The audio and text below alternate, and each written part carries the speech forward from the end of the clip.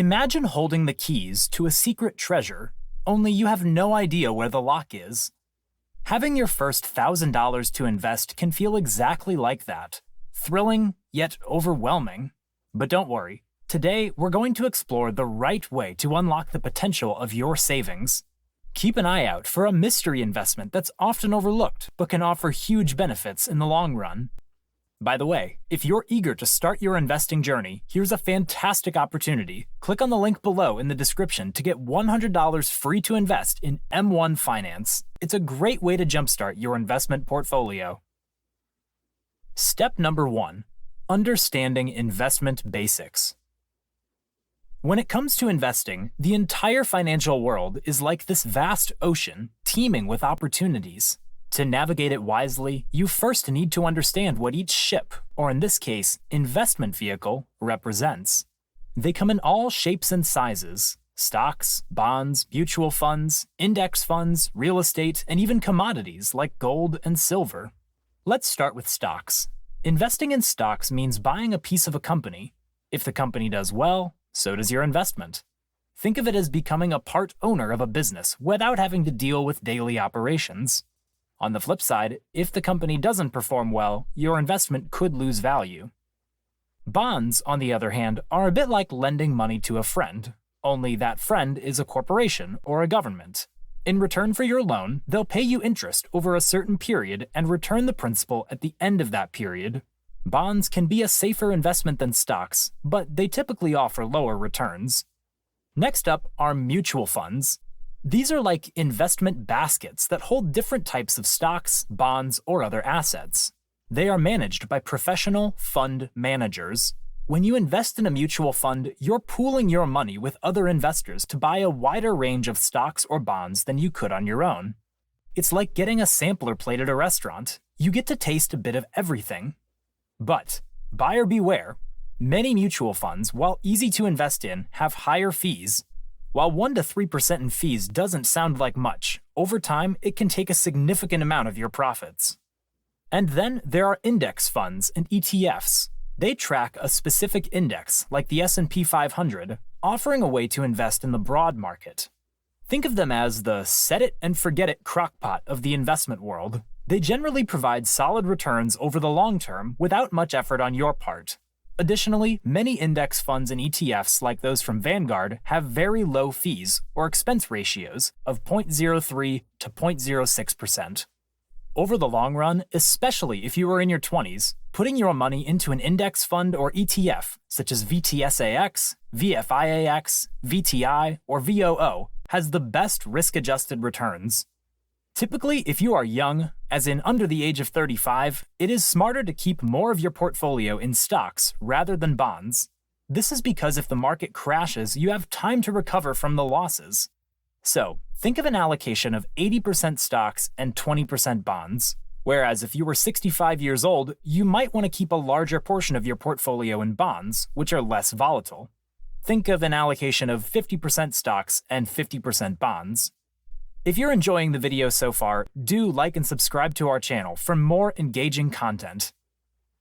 Step number 2. Setting financial goals. Now that you've dipped your toes in the ocean of investing, it's time to chart your course. Setting financial goals is not just about saying, "I want to be rich." It's about defining why you want to invest, what you hope to achieve, and when you want it. Let's imagine 3 different journeys. The first is a day trip to a nearby city. The second is a 2-week vacation across the country. And the third is a 6-month backpacking adventure around the world. Each journey requires different resources, planning, and timelines, right? The same logic applies to investing. Short-term goals might include saving for a vacation, an emergency fund, or a down payment on a car. These are your day trips. For these goals, you'll want to choose investments that are lower risk and can be easily liquidated, like high-yield savings accounts or short-term bond funds. Mid-term goals could be saving for a down payment on a house, your kid's education, or starting a business. These are your 2-week vacations. These goals are a bit further out, so you could consider a balanced mix of investments. Bonds, balanced mutual funds, and even some carefully selected stocks can be suitable for mid-term goals. Long-term goals usually involve retirement or leaving a financial legacy. These are your 6-month adventures. Here you can afford to take on more risk for potentially greater returns as you have more time to recover from any market downturns. Investments like stocks, index funds, or real estate can be suitable for these goals. But setting goals isn't just about the destination. It's about understanding your risk tolerance, which is essentially how much market volatility you can stomach. Are you a thrill seeker, unfazed by turbulent markets? Or does the mere thought of risk keep you up at night? Your risk tolerance will play a significant role in determining the type of investments you choose. Step number 3. Diversify your portfolio. Let's say you're a farmer, and you've decided to grow only one type of crop on your farm. What happens if a pest outbreak occurs, specifically targeting your chosen crop? Your entire harvest could be devastated. But if you've diversified and planted a variety of crops, the risk of losing your entire harvest decreases dramatically. Diversification in investing follows the same principle. In the world of investments, diversification means spreading your money across different asset classes, such as stocks, bonds, and maybe even real estate. Each of these assets responds differently to market conditions. When one might be down, another might be up. By investing in a mix, you're reducing the risk of your entire portfolio taking a hit when a particular market is performing poorly. Let's break it down in an example. You have your $1,000 and you decide to put all of it in a hot tech stock you've heard a lot about. It's a gamble. You could double your money, but you could also lose it all if the stock crashes. Now, imagine if you instead split that $1,000 into 5 different investments: a tech stock, a consumer goods stock, a bond, a real estate investment trust, and a broad market index fund. You've now spread your risk. Even if that tech stock doesn't perform as expected, your other investments could still thrive, cushioning you from a hard fall. It's typically considered safer to invest in index funds over individual stocks, unless of course you know what you're doing. If you have the itch to jump into individual stocks, try to keep 90 or 95% of your stock allocation in index funds, while investing 10 to 5% in individual stocks.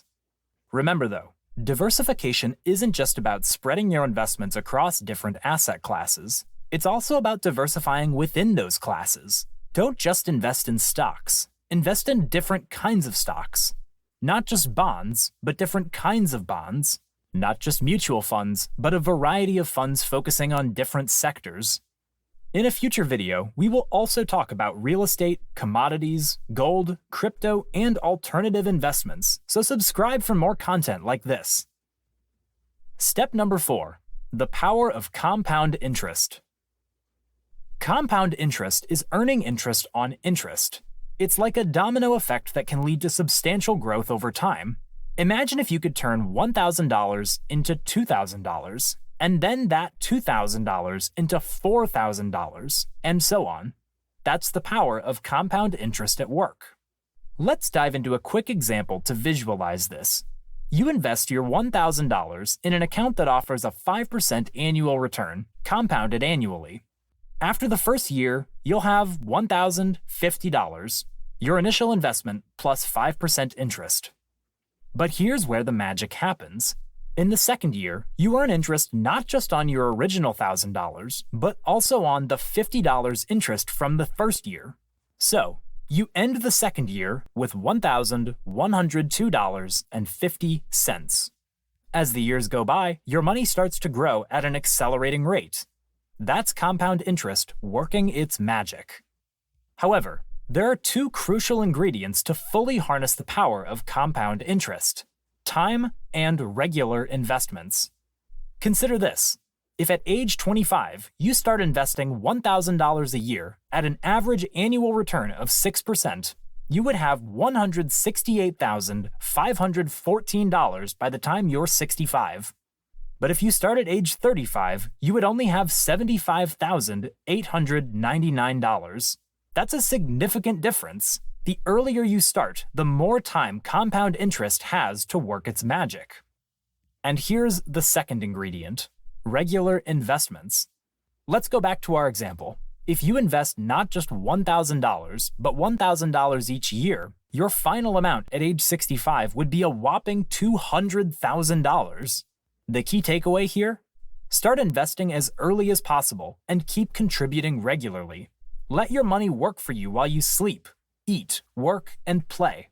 With the power of compound interest, your initial $1,000 can grow into a formidable amount over time. Step number 5. Be patient and stay disciplined.